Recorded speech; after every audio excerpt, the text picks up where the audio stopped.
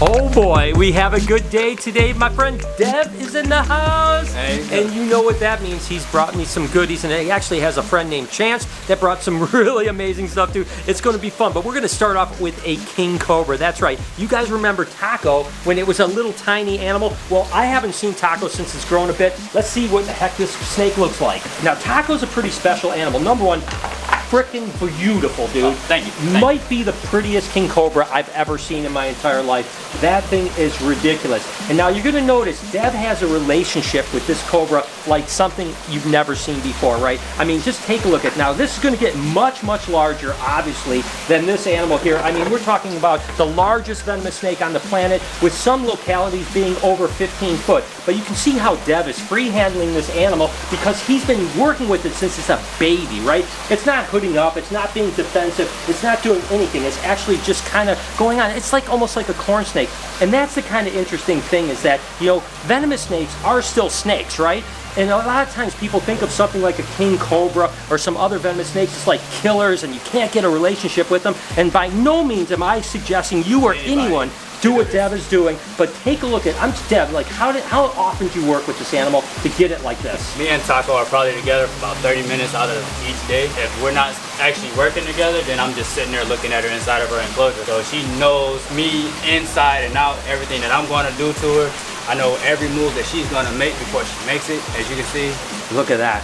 That is incredible. And again, you can see that that snake is so smart. It's actually thinking the entire time, but also you can see the relationship that Dev has with it. And it's pretty impressive. I mean, I love King Cobras. And again, I continue to say, you know, Dev is doing amazing work. Has spent a tremendous amount of time with this animal and really understands each and every movement. That doesn't mean you should do it. Doesn't mean you should inspire to do it, because you know what? If a corn snake bites you, not that much of a big deal, right? But this bites you, it's a really, really big deal. With that being said, Dev understands that responsibility that he's got to take, and I tell you what, it's impressive, dude. Thank you. It is impressive, and we've seen a lot. I mean, obviously Chandler and Will and Tyler, Nolan, all these guys are really great with Cobras as well, but this is just amazing. I mean, just take a look at this.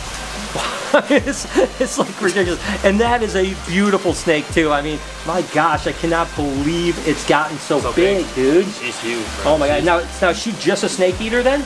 And now she's eating snakes, geckos now. Okay. So she's still on lizards, but we have gotten her over to snakes. Oh my gosh. So we're good. Now she's, you know, before she was real picky. Now she doesn't really care. Yeah, and the thing is, the snake eater King Cobras are typically bigger than rodent eaters, right? For whatever reason, when you get into a snake eater, it's just going to be a bigger, fatter body snake, and they get really long. So I tell you, but the color on this King Cobra is to die for. I mean, I'm telling you what, I'm in heaven, guys. That is the most beautiful King Cobra I've seen, and just look at the head, look at the pattern, look at the think. I mean, you can see in the eyes, it's thinking. It's actually trying to process what's going on here, and wow, dude, for every time he brings her, I get more and more in love with it. As a matter of fact, one day I'm going to just steal her from Dev, I think, to be honest with you. But no, that's awesome, Dev. That's cool. So, but guess what? Lots more snakes to see today, and Deb brought me one pretty special animal that we're going to check out right now. A lot of people say they have big reticulated pythons. I can't tell you how many times I've heard, like, yeah, I've got a giant reticulated python. They come and I'm like, yeah, that's not such a giant. Well, Dev told me he had a giant reticulated python. This man does not lie. Take a look at this snake right here. That is one. Oh my gosh, dude, this thing is crazy big. Oh, what's her name? Juliette. Juliette. Oh, Juliette, come on, come on, baby girl. Oh my gosh. Snake small. Okay, we're friends. Holy moly. I mean, it's like, it is so heavy. It is like, right. I got it. All right, I'm going to the gym. All right, 1 squat, 2 squats. Now, I'm telling you what, this is a heavy snake. There's certain snakes that you handle and it like buckles your knee. Right. You're almost like, I can't do it. This is one of them for sure. Juliette is a beast. How old is she? She is roughly 10 years old. 10 years. Look at the size of her head, too. Woo. She's a big girl. Whoa. Okay. And wherever she wants to go, she can go. Gosh, I wish you guys could feel this, because this is absolutely... Oh, we're getting real close, Dad. You're real close now. We're brothers. We're always trying to bring each other closer together. Oh my gosh, I broke away. Of course, we got Chance here. Jump on in here, Chance. So Chance has a few animals to show us as well. Oh my gosh, this snake has weighed 3 times your weight, man. She ignores me. Oh my gosh. How much does she weigh?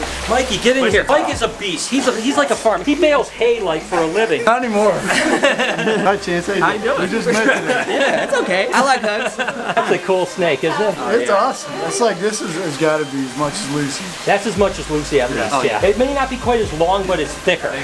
Yeah. And she is She's got the size. But look at the head on that animal. That's when you know it's a good-bodied animal, right? You don't have a disproportionate head to the size of a body, right? Got a small head, huge body.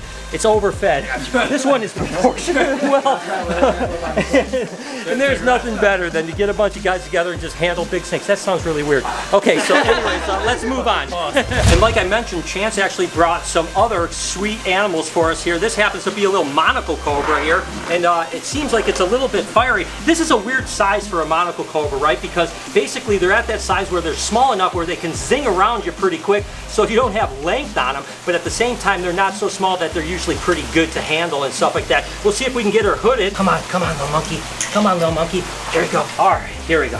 So what's the mutation of this? This is absolutely gorgeous. She's a orange T-negative albino, hypermelanistic, possible stonewash. Jesus, it's like a ball python. It's got so many morphs in these things. I know. And that's the thing that's crazy about monocle cobras is they are like ball pythons. They're the one cobra, the one venomous snake really, that has so many different, basically, mutations in them. And you can get all kinds of stuff from white ones to pink ones to purple ones, all kinds of stuff. And this one's not quite ready to hood for us, which would be really nice, but that's okay. Normally she's gonna go for us. Here, let's see. Nope. And that's what happens sometimes, you know, when they're not hooding, they're a little bit more kind of sketchy, to be honest with you, because they're all over the place. Once they hood up, you can kind of control them. And again, these guys have a myotoxin, a neurotoxin, a cardiotoxin. There's a little hood for us here. Oh, come on, she doesn't want to stay up though, does she? Of course, they're called monocle cobras because they have that cool monocle on the back of their hood right here. You can see it, especially when they hood up. The monocle is absolutely incredible, and these guys will get pretty big. You know, they'll go 6+ foot, and they'll have like 25 eggs, so they're a high production animal. How long you had this, Chance? I've actually only had her for maybe 4 or 5 months now. Oh, okay, cool. Yep, so she's a newer animal to the collection. And you have some other monocles as well, huh? Yeah, those ones are actually owned by my buddy JT. We had a couple collaboration breedings and stuff that we're doing, so I have a few of his animals at my house. Got those guys paired up. That's awesome. I can't thank you enough for bringing her out to see. Oh, yeah, no problem. And there she goes. There's my little baby. Come on. Let's show us what you got there, girl. Come on, look at that monocle in the back right there. That circle, that monocle. Oh, it's so beautiful.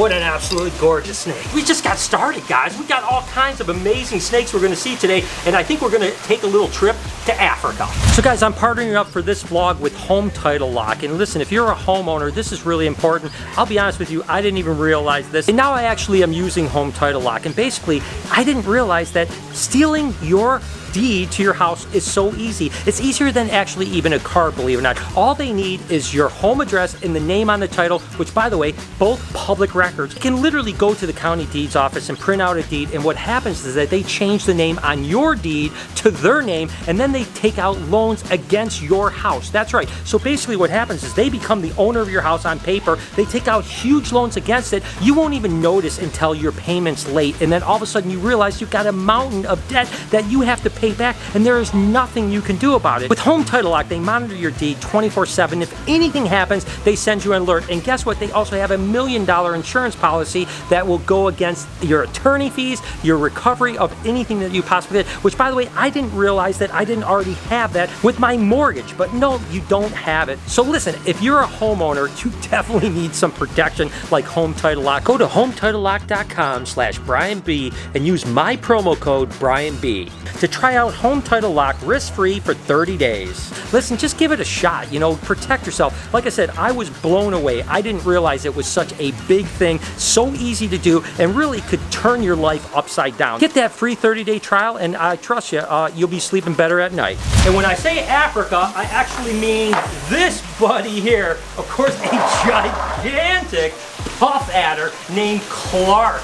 And I tell you what, puff adders are no joke. They have an amazing strike radius, and they have some pretty big fangs. And I tell you what, there's always that debate about what's the fastest striking snake. And certainly puff adders and death adders from Australia are the two that come up the most, to be honest with you. And if you ask anyone from Africa what's faster, they'll always say, hey, puffies are faster, and hey, let's face it, they've been around longer than the Australian death adders because this is an animal that's been around for millions and millions of years. And I tell you what, that is an impressive snake. And Chance, dude, this is gigantic. Yeah, I got off the dome, and they're like, I got a 5-foot puff adder for you. And I'm like, no, you don't. Nah, not 5 There's foot. no way. And look at this real quick. See the locomotion?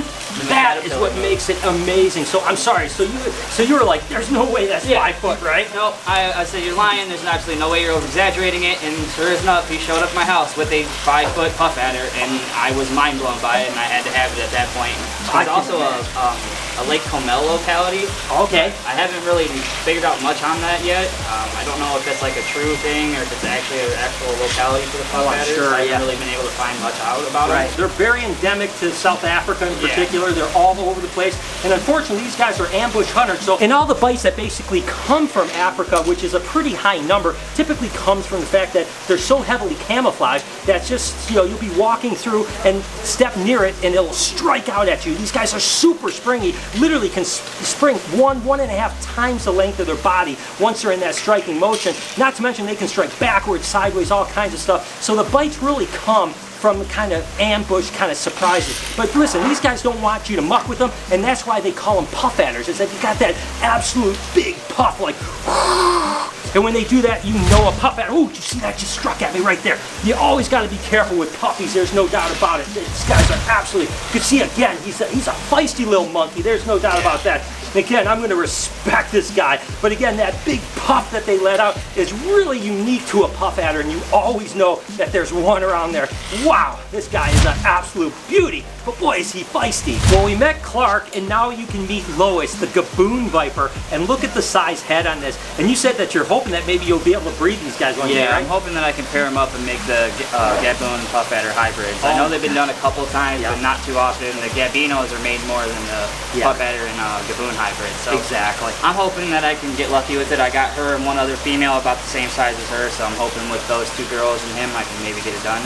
Oh my gosh. The thing that's so amazing about the gaboon vipers is, again, that size of the head. You know, I mean, they're just gigantic animals, right? And of course, they have the longest fangs of any venomous snake. I mean, literally to the point where I had a friend once that was necking a gaboon viper, and it literally poked its fangs through the back of its mouth and actually got into him. Thankfully, it was a dry bite, so he was okay. These are much like the puffies in the way that they are springy animals, ambush hunters. You can see if you were walking in an area, like when I was in St. Lucia, Africa, we were actually searching for some East gaboon vipers, and literally the leaf litter on the ground, there was no way that you could see them. These just literally, if you had a bunch of leaves on the ground and you came across a gabby like this, you can imagine how it would just blend right in. And again, that's how they're going to hunt, is ambush hunting. But again, don't want to get bit by something like that. With those fangs that size and that nasty venom, definitely not something you want to muck with for sure. But what an absolutely gorgeous animal. I've said it before, I'll say it again. I think gaboon vipers and rhino vipers may be the prettiest snakes on the planet. Guys, we're going to need this for this next snake. And of course, this is an absolute beauty here. Take a look what Chance has.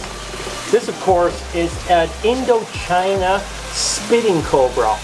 Ooh, doggy. And it's pretty cool. Now listen, Chance, you said this one's really chill and doesn't really spit, right? Yeah, he rarely ever spit. Yeah, but you always want to take, you know, precaution, right? I mean, because if it does spit, these guys can literally spit, you know, it's a predation thing, right? If they actually want a predator that's coming at them, they can spit up to 2 meters with accuracy right into something's eyes. And obviously, if you get spit in the eyes, I've known people that have literally went blind and lost sight because of spitting cobras over in Africa in particular. So listen, you got to be really careful, but it is just a naturally occurring beautiful black and white snake. And that's what makes these guys so incredible, is it almost looks like a pied or something like that, but believe it or not, it's a naturally occurring animal that looks just like this. And you can tell this one is a puppy dog too. I mean, it doesn't want a hood, it doesn't want to do anything. You'll get that little bit of a hood out. Just a little tiny bit of a hood. That's all he'll do. He won't ever actually hood up, he won't spit, he just kind of just goes along with it. Once he starts to get annoyed with you, he'll start huffing.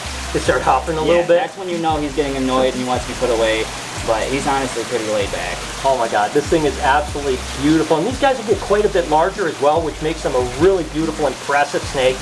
Just wonderful. Almost reminds me of a high white, black and white California king snake, but with a little bit more punch to the bite. There's no doubt about that. But wow, well, I tell you what, wow, I'm having the time of my life. Let me know down in the comments if you guys are enjoying this and what animal you're kind of really excited about seeing, because I tell you what, each one of these animals we've had today, I have been on cloud 9. I mean, I am smiling on the inside like you guys can't believe.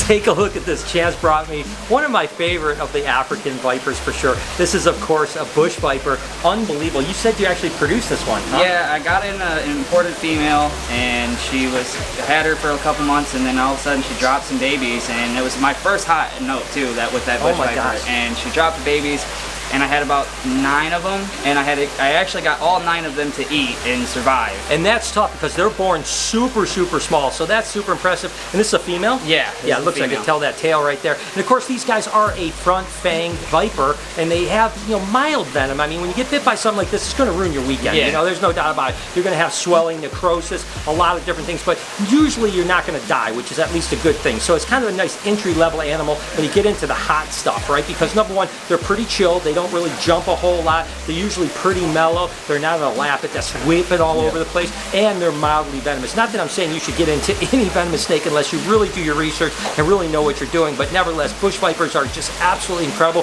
with those crazy scalation, that keeled scalation, and just an absolutely wonderful snake, man, right? I love them. Oh my God, they're awesome. Dude, you brought some heat today, man. I tried to. It's awesome. So this is the first one here at the Reptarium, which is pretty cool. We've actually had Western diamondbacks in, but we've never had Eastern diamondbacks. This is actually the female and the male. What's their names again? This is Rafiki, and that's Lola.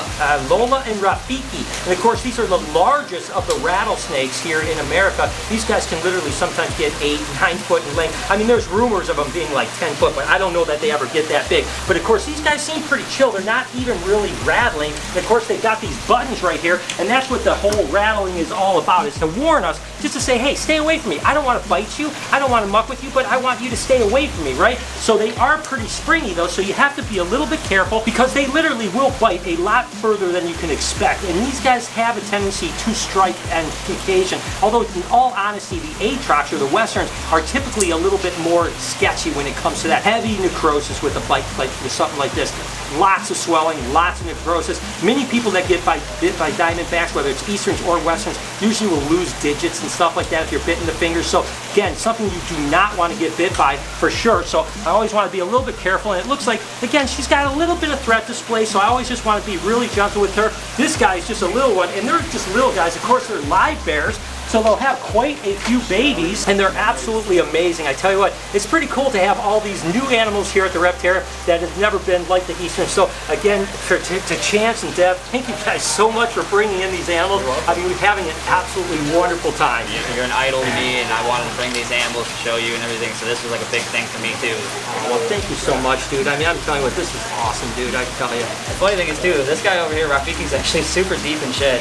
Right. And he's just chill as can be. It's almost like he looks like you could just pick him up. He's so cool. So honestly, he's like that. I usually do. I work with him. I've had him since he was a teeny tiny little worm, and I've been working with him like every day. Oh yeah. So yeah, it's amazing what you can do with venomous snakes when you put the time into them and actually have them have that respect, right? It's a mutual respect thing, but you always got to be careful, right? Use your head. These are venomous animals, but nevertheless, absolutely amazing how many cool animals we got to see today. This one, we're going to need a really big snake hook. I'm not messing around with this one. Okay, maybe we need a small one here. So, all right, so these guys are the cutest, little tiniest of the little snakes. Look at these things right here. These are actually long, I don't even know how you handle these things. Yeah, these are long-nosed vipers. And tell me a little bit about them. What do you know? Because I don't know much. I don't really know too much about them. I know that they have a very toxic venom. They're neurotoxin, cytotoxin. I know that they're mainly all over Europe.